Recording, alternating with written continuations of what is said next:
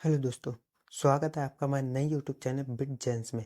आज हम बात करने वाले हैं क्लास 10th के मोस्ट इम्पॉर्टेंट जीवन परिचय, जिसका नाम है जयशंकर प्रसाद। ये जीवन परिचय बोर्ड एग्जाम में ये मानकर चलिए कि हर साल पूछा ही पूछा जाता है। तो चलिए इस जीवन परिचय को शुरू करते हैं। इस जीवन परिचय को लिखने के लिए आपको सबसे पहले ऊपर एक हेडिंग डाल लेनी होगी जयशंकर प्रसाद नाम की। उसके बाद आपको इस जीवन परिचय को 2 स्टेप में पूरा करना होगा।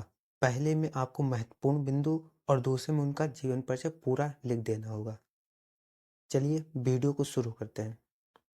तो सबसे पहले आपको एक हेडिंग महत्वपूर्ण बिंदु की डाल लेनी होगी, जिसमें आपको सिर्फ उनका जन्म, जन्म स्थान, पिता का नाम और मृत्यु ये सभी डाल लेना होगा।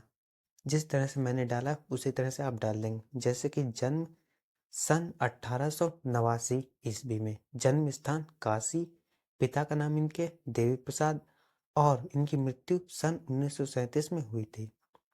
अब चलिए आगे बढ़ते हैं। जो महत्वपूर्ण बिंदु में हमने ये जन्म, जन्म स्थान, पिता का नाम और मृत्यु डाला है, वही सब अब आगे भी लिख दिया गया है, लेकिन थोड़ा सा बढ़ा चढ़ा के। तो चलिए अब उसे भी हम लोग देख लेते हैं। तो सबसे पहले आपको एक हेडिंग जीवन परिचय नाम की डाल लेनी होगी। उसके अंदर आपको लिख देना होगा कि जयशंकर प्रसाद का जन्म सन 1889 ईस्वी में काशी में एक प्रसिद्ध परिवार में हुआ था। इनके बाबा का नाम शिवरतन था और इनके पिता का नाम देवी प्रसाद था। इनके पिता साहित्य प्रेमी थे। बचपन में ही इनके माता पिता का देहांत हो गया था। इनके माता और पिता का देहांत बचपन में ही हो गया था। माता पिता की मृत्यु के बाद इनका पालन पोषण इनके बड़े भाई शंभू रत्न ने किया। इनके एक बड़े भाई थे जिनका नाम शंभू रत्न था। जब इनके माता और पिता की मृत्यु हो गई तो इनका पालन पोषण उनके बड़े भाई शंभू रत्न ने ही किया। पर कुछ समय बाद इनके बड़े भाई का भी देहांत हो गया, जिसके कारण इनकी आर्थिक स्थिति बिगड़ने लगी और ये स्कूल नहीं जा सके और इनकी शिक्षा रुक गई। जब इनके बड़े भाई की मृत्यु हो गई तो ये भी क्या करते, स्कूल नहीं जा सकते, घर में ही बहुत सारे काम हो जाते। तो ये स्कूल नहीं जा सके और इनकी जो स्कूली शिक्षा थी वो रुक गई। अतः इन्होंने घर पर रहकर ही हिंदी, अंग्रेजी, बांग्ला, संस्कृत आदि भाषाओं का ज्ञान प्राप्त किया। इसके बाद जब ये बहुत सारा काम करते थे और ऊपर से पढ़ाई भी करते थे, जिसके कारण इन्हें एक रोग हो गया जिसका नाम क्षय रोग है। तो अत्यधिक श्रम के कारण इन्हें क्षय रोग ने घेर लिया, जिसके कारण सन 1937 ईस्वी को अल्पायु में ही इनका निधन हो गया।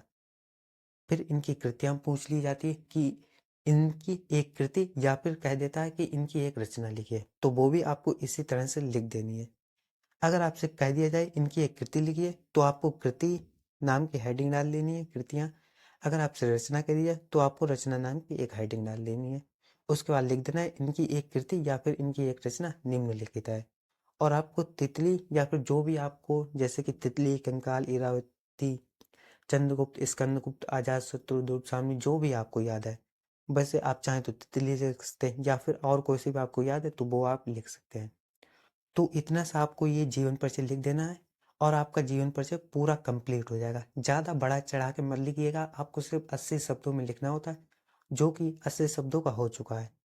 बस आपको इस पैटर्न को फॉलो करना है और आप चाहें और किसी का भी जीवन परिचय इसी पैटर्न में लिख सकते हैं और आपको बहुत ही अच्छे नंबर मिल जाएंगे।